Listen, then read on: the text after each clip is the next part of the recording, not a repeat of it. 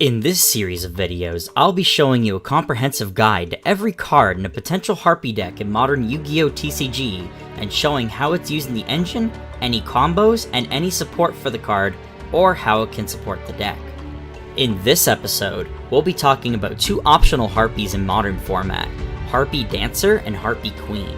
Firstly, Harpie Queen was released in Force of the Breaker in 2007, and since it was one of the oldest added support to Harpies, it's seen a ton of history in the deck. A huge part of the history is being used as a deck thinner, since it could be discarded from your hand to the graveyard to add Harpie's Hunting Ground from the deck. This effect was also not once per turn, meaning you could potentially thin your deck out multiple times over. A very strong reason why people played it back in the day was for its astronomical 1900 attack for a level 4 monster at the time. Just 50 under Harpie Lady Sisters, which was basically a dead card by the time Queen was released. This was backed up by the help of Harpie Lady 1 to make this monster a massive 2200 attack. Unfortunately in modern TCG, this card's pretty bad as a normal summon, and just like Lady 1, it's often summoned under Hysteric Party just to get a massive beat stick on board.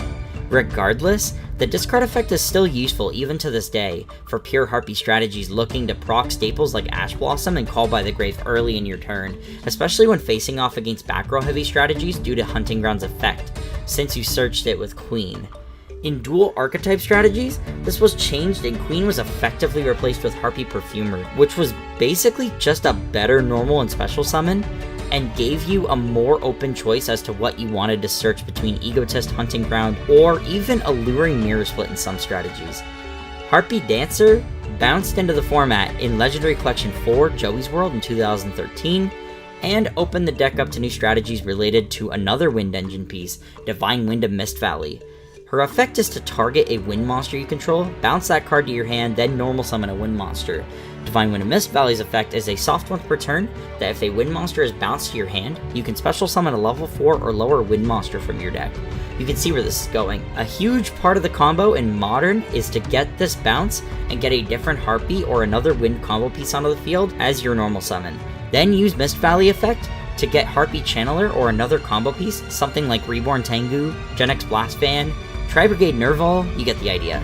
The card was an incredible piece of support back in the day, because this was just before we received Lord of the Tachyon Galaxy, which has a ton of support cards in it, and now Dancer's effect can be made to fix a bad hand. She was notably also used in an FTK strategy, using Divine Wind of Mist Valley and Ancient Fairy Dragon before its errata. In current format, she's still usable for exactly the same play, but AFD is now a hard once per turn, and you now have the challenge of playing through hand traps, most notably the biggest weakness in Harpies, Infinite Impermanence.